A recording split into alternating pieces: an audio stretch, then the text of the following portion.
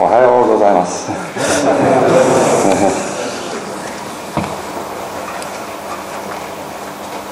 いいえ、こんにちは。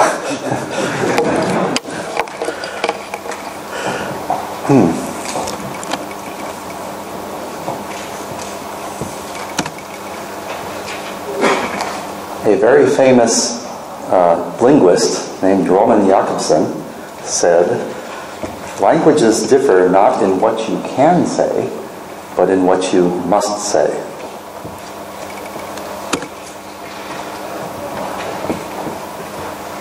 In English, we say, must say. In Japanese, you say, hanashi nakereba narimasen. The English is shorter.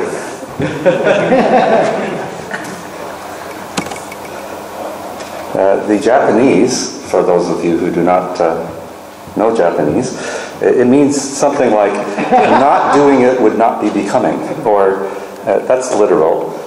More idiomatic, not doing it just won't do. On the other hand, if you want to say must not, then in English you have to use two words. In Japanese, you can just say ikenai. So English is better at telling you what to do. Japanese is better at telling you what not to do.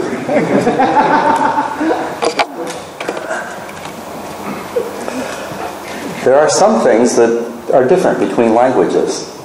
And what is different is what you have to say, what you must say. In English, you have to say one root, two roots, singular and plural. Nihongo, ne versus ne. Ne. Ne.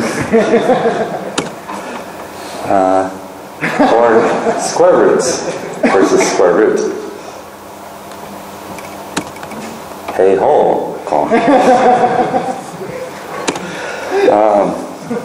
Today I would actually like to talk about RMS.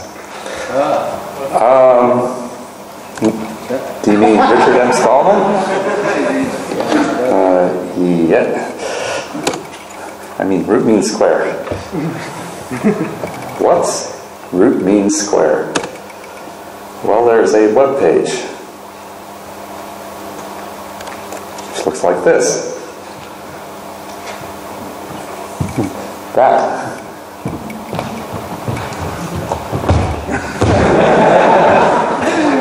is a root means square equation. This is a web page called Rosetta Code.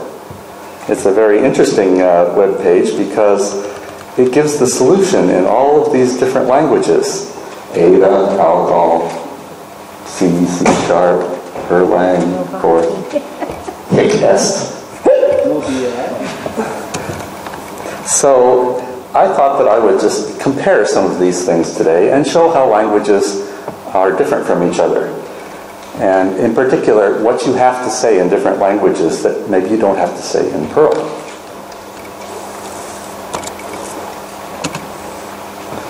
So first of all, what is root mean square? That equation, maybe you don't understand it, but here it is in Perl. You understand Perl. First of all, we pull the arguments in and put them into an array called @nums. And then we initialize a variable called $R for result, I presume. We initialize it to 0 because we are going to be accumulating into that register. And then for each of the numbers that we got in, we square it, multiply it by itself, take it to the second power, and then we add it into R. Then we divide it by the number of elements and take the square root of that. Easy. And here's a different language from our list. It's called Oz. It looks like this. Very different. Now this language, instead of using sub, it uses fun to define a subroutine. So obviously they've optimized for fun. Actually, every fun has an end.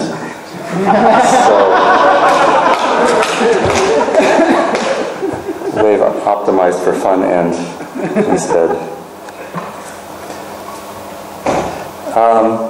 Here's a place where many languages are different from Perl.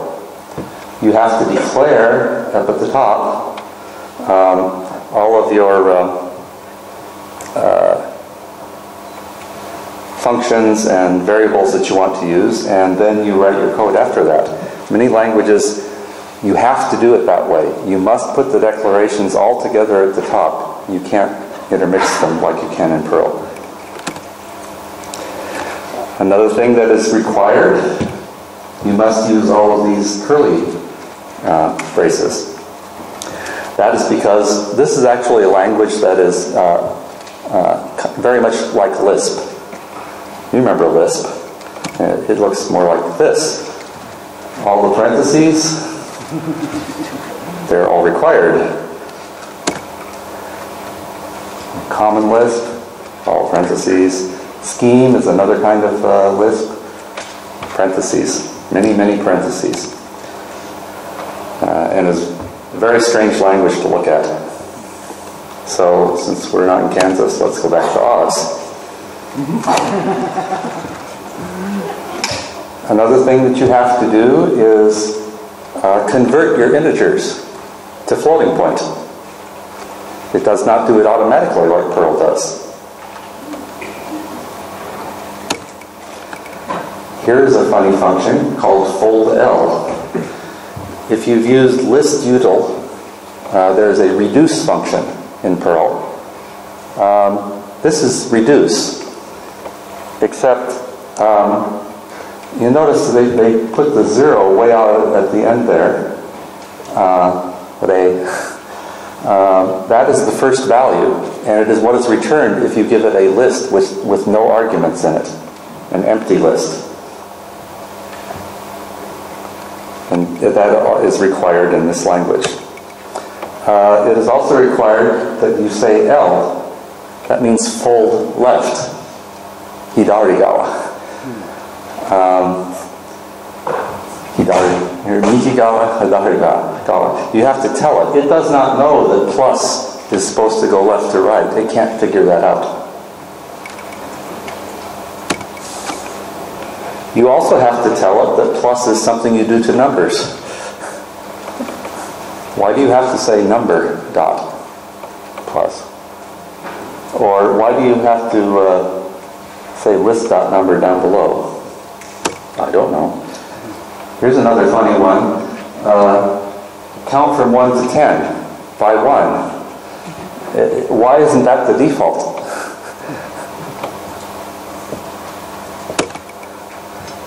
This isn't something you have to say, but it's something that's different from Perl. We have map in Perl. Map, block, list. Here it's map, list, function. So they've reversed the two arguments. And the problem with that is usually your list is very long. So you say map, blah, blah, blah, blah, blah, blah, blah, blah, blah, blah, blah, square. And that's a problem because the square is so far from the map. Also longer here. The fold_L is also a function, and it has 3 arguments. The first one is the function, the second one is that, and the little teeny one is at the end. So they're arranged in oki chisai, which is backwards from what it really should be. Well, what about Perl? What does Perl require? What do you have to say? What must you say? Well, we all know that you have to use the sigils. $, %. And we like it. Other people don't seem to sometimes. Another thing that is required are the brackets. And sometimes C programmers complain. They say, there's only one statement there. I shouldn't have to put the brackets. But we require them in Perl. And as we will see later, there is a good reason. Sometimes we require parentheses, and sometimes we don't. The red ones, you have to put them. The green ones, you could leave them out in this example. Now one thing that's okay here, we said ints equals 1 ... 10. That's okay in Perl 5 because 1 ... 10 is a single term. But if you said equals 1, 2, 3, that's an error in Perl 5. You would have to put parens in that case. Not in Perl 6. That is a place where Perl 6 does not require the parens. Here's another thing that you have to do in Perl 5. You have to use a variable for your accumulator, for your result. So we have a $R, we add into $R, and then we use $R. $R Chicago. Now this is just built-in Perl, no modules. And so, in actual fact, this works in, this example also works in Perl 6. I could run it for you, but it works, believe me. Now, let's do something else with this. Earlier I mentioned that we have a reduce, like the fold reduce in list util. So we can simplify this in Perl 5 if we use this module. We can take everything that is in red here and change it into that. So now, instead of having a loop, we have an implicit loop. At nums is an argument to a map that does the squaring. And then we feed that list into the reduce operator, and you will notice that in Perl 5 we have to say the 0 also here.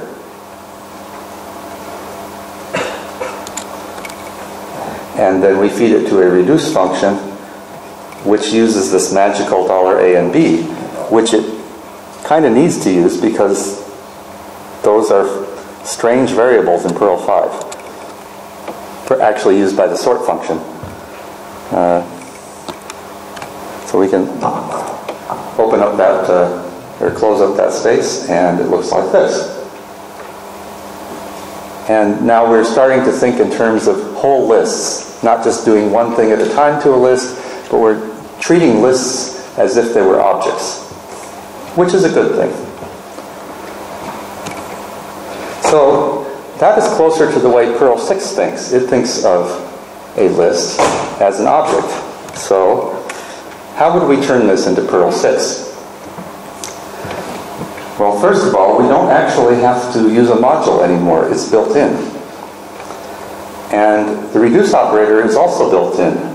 So we can simplify all of that down to the plus operator with square brackets around it. And the square brackets, where it is expecting a list operator, a term, it actually turns it into a list operator like print or sort. So that plus now takes a list and adds it all up. It sums it. Plus, plus, plus, plus, plus, plus, plus.